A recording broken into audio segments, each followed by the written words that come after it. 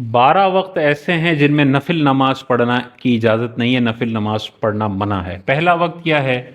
فجر کا جو پورا وقت ہے اس میں فجر کی نماز سے پہلے 2 رکعت سنت پڑھنے کی اجازت ہے، باقی فجر کے 2 فرض سے پہلے بھی کوئی نفل نماز نہیں ہے، فجر کے 2 فرض کے بعد بھی کوئی نفل نماز نہیں ہے، صرف 2 رکعت پہلے پڑھنے کی اجازت ہے۔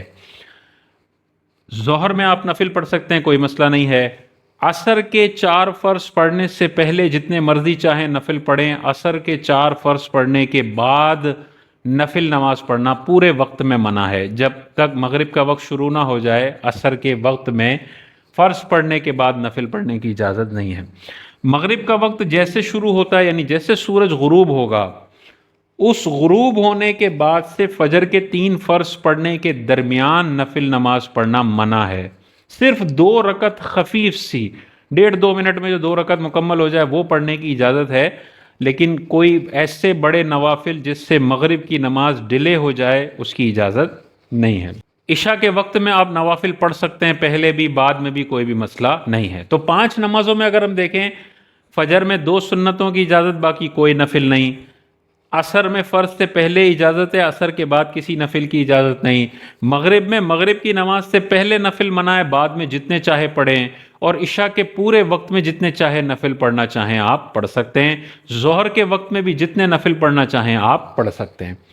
اگلا جو مکروہ وقت ہے جس میں نفل پڑھنا منع ہے، امام جب خطبے کے لیے، جمعے کے خطبے کے لیے کھڑا ہو، اس وقت سے نفل نماز اور سنتیں پڑھنے کی اجازت نہیں ہے جب تک وہ جمعہ مکمل نہ کر لے۔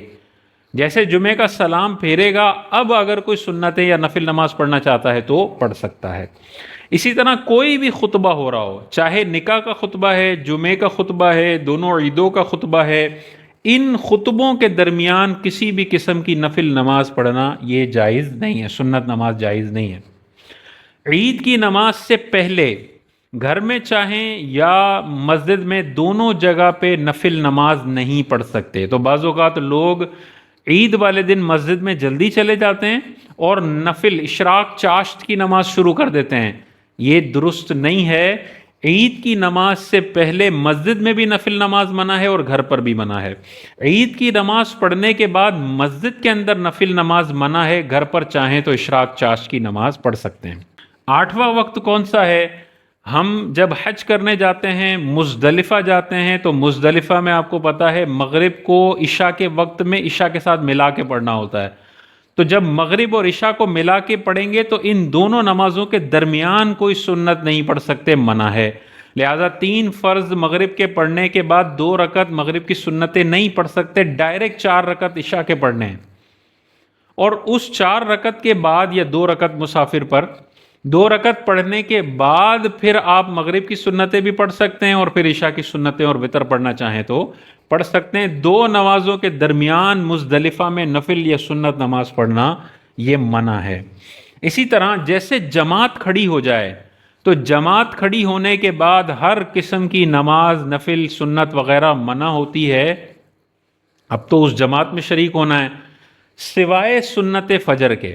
اگر فجر کی سنتیں رہ گئی ہیں اور فجر کی جماعت کھڑی ہو گئی ہے، اور کسی کو یہ یقین ہے کہ اگر میں تنہا دور ہٹ کے 2 رکعت سنتیں پڑھ لوں گا اور امام بھی مجھے جماعت میں مل جائے گا، تو اس کے لیے پھر یہ اجازت ہے کہ دور جا کر 2 رکعت سنتیں جلدی سے پڑھے اور پھر امام کو جوائن کر لے۔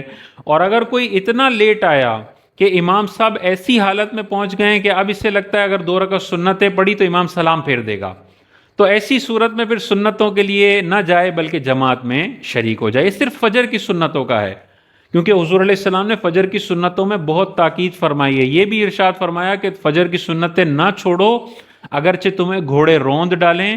اسی طرح عرفات میں بھی جو مقیم امام کے پیچھے نماز پڑھ رہے ہوتے ہیں، اس کی اور بھی شرائط ہیں، ان کو ظہر اور عصر جمع کرنی ہوتی ہے۔